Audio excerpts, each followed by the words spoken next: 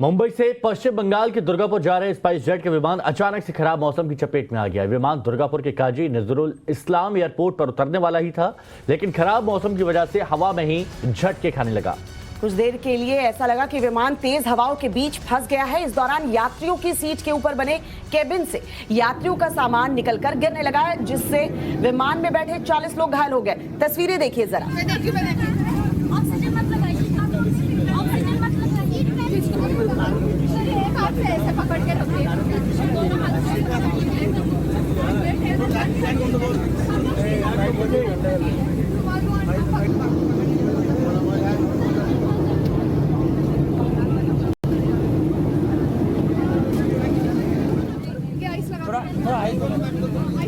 यहाँ हेलो, यहाँ थोड़ा आइस दीजिए ना।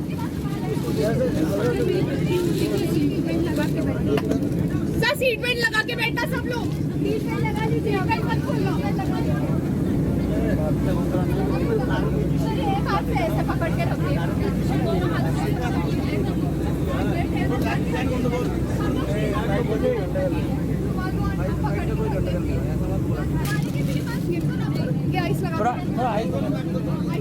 यहाँ हेलो, यहाँ थोड़ा आइस दीजिए ना। रूस ने यूक्रेन पर हमले के ताजा वीडियो जारी किए हैं। ये वीडियो हमारे पास है। हमला यूक्रेन के ओडेसा में किया गया है और रूस का दावा है कि उसने उन हथियारों के जिपों को निशाना बनाया है। उन हथियारों के डिपो को निशाना बनाया गया है जो अमेरिका और यूरोपीय देशों ने यूक्रेन को भेजे थे। इसके अलावा रूसी रक्षा मंत्रालय का यह भी दावा है कि ओडेसा में रनवे को पूरी तरह से तबाह कर दिया गया है कि कोई भी विमान वहां से उड़ान न भर सके, न वहां पर उतर सके। यह हमला रूस के लड़ाकू हेलीकॉप्टर से किया गया है। जो वीडियो सामने आया है उसमें रूस के लड़ाकू हेलीकॉप्टर एक के बाद एक मिसाइल दागते नजर आ रहे हैं। तस्वीरें इस वक्त हम आपको टीवी स्क्रीन पर दिखा रहे हैं, देखिए जरा। और ये यूक्रेन के ओडिशा में जो हमला किया गया है उसकी तस्वीर है, किस तरह से हेलीकॉप्टर से एक के बाद एक मिसाइलों को दागा गया।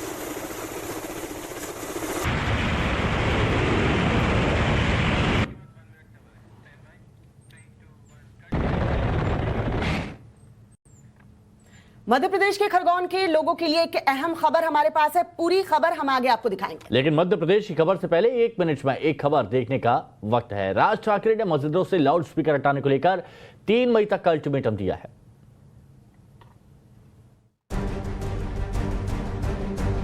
मस्जिदों से लाउडस्पीकर हटाने को लेकर राज ठाकरे ने अल्टीमेटम देकर महाराष्ट्र की सियासत को नए सिरे से गर्म कर दिया है।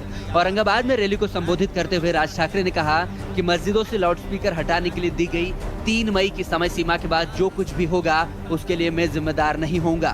3 तारखेला ईद आहे, त्यांच्या सणामध्ये मला कुठच्याही प्रकारचं विष घालवायचं नाही। 4 तारखेपासून ऐकणार नाही। राज ठाकरे के बयान ने प्रशासन की नींद उड़ा दी है। औरंगाबाद पुलिस आज राज ठाकरे के भाषण की टेप मंगवाकर सुनेगी और उसके बाद ही आगे की कार्रवाई पर लीगल फैसला होगा। महाराष्ट्र पुलिस ने राज ठाकरे को 16 शर्तों के साथ रैली की इजाजत दी थी। पुलिस ने साफ कर दिया है कि सभा में शामिल होने वाले सभी लोगों को ये सुनिश्चित करना होगा कि कोई भी आपत्तिजनक टिप्पणी नहीं की जाएगी। लेकिन लाउडस्पीकर पर दिए बयान से सियासी हलचल तेज हो गई है। उधर AIMIM चीफ असदुद्दीन ओवैसी ने कहा है कि इस वक्त खुद को बड़ा हिंदू बताने के लिए नेताओं के बीच होड़ मची हुई है।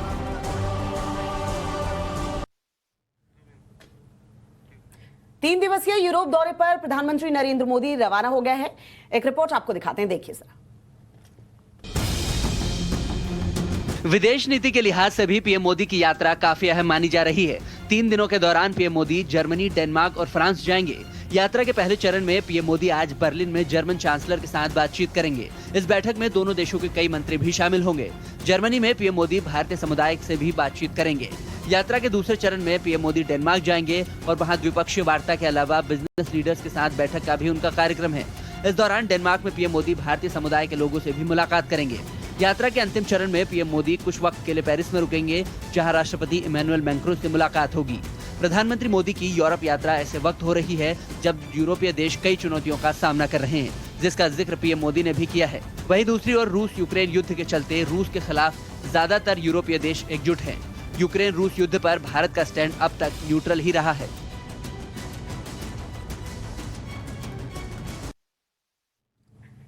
स्पाइस जेट में सवार 185 यात्रियों की जान बाल बाल बच गई है।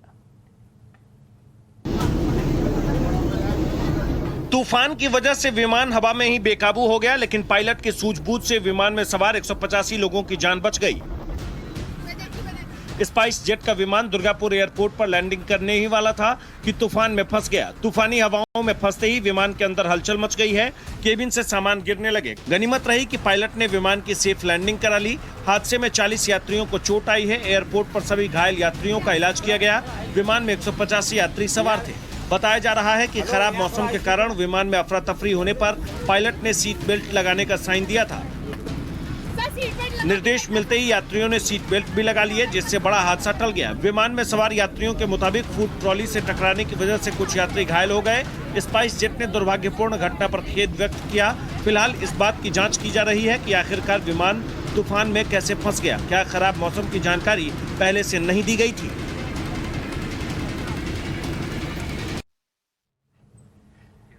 लाउड स्पीकर को लेकर राज ठाकरे के दिए बयान से महाराष्ट्र की सियासत कैसे गर्मा गई है, इस रिपोर्ट के जरिए दिखाते हैं। राज ठाकरे की लाउड स्पीकर हटाने की मांग पर सीएम ने कहा कि ऐसे भोंपू वाले बहुत देखे हैं। ठाकरे ने एमएनएस प्रमुख पर निशाना साधते हुए कहा कि सूबे की जनता सब कुछ जानती है, हमें हिंदुत्व का डंका बजाने की जरूरत नहीं है। हमारी तुलना हमारे काम से कीजिए, ना कि इनसे करें। राज्य में अब मराठी के बाद हिंदुत्व का खेल चल रहा है, हमें ऐसे खेल पर ध्यान देने की बिल्कुल भी जरूरत नहीं है। महाराष्ट्र के सीएम का यह बयान औरंगाबाद में हुई राज ठाकरे की रैली के ठीक पहले आया। उद्धव ठाकरे ने राज ठाकरे का नाम तो नहीं लिया, लेकिन निशाने पर सीधे तौर पर एमएनएस प्रमुख थे।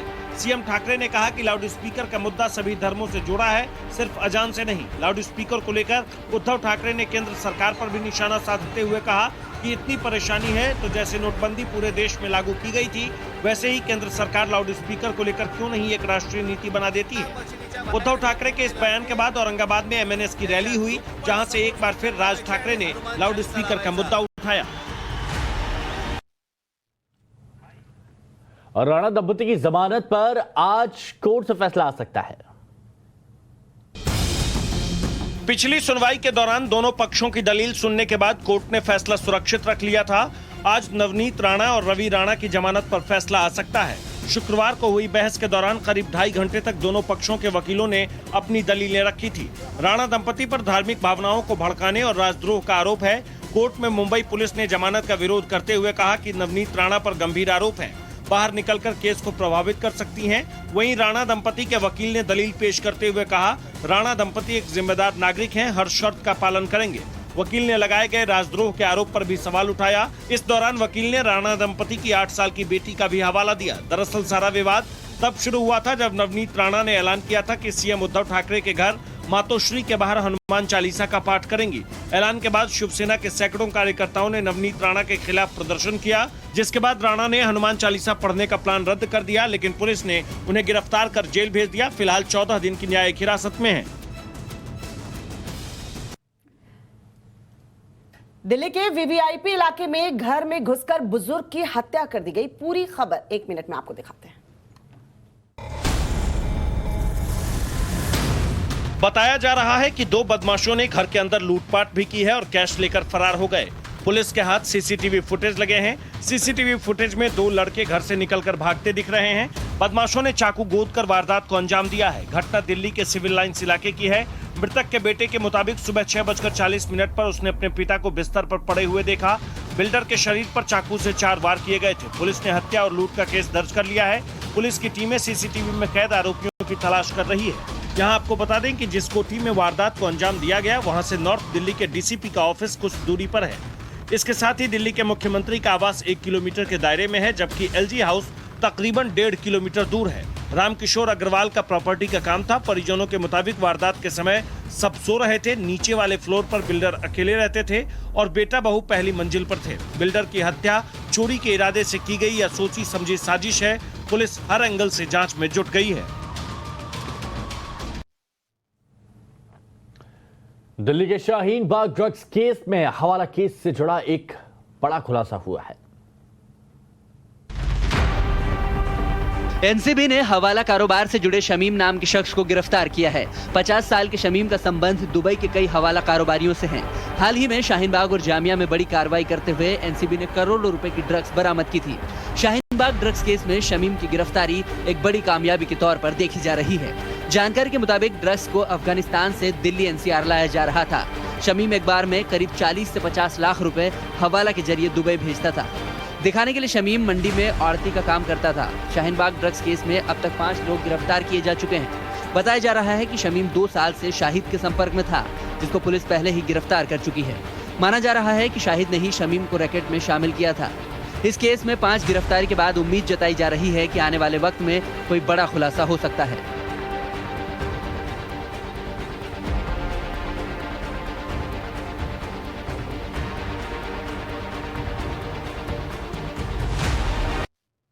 और पेरिस से एक बड़ी खबर आ रही है। पेरिस में मई दिवस पर आयोजित प्रदर्शन के दौरान अचानक से सुरक्षा बलों से टकराव होने के बाद भीड़ हिंसक हो गई।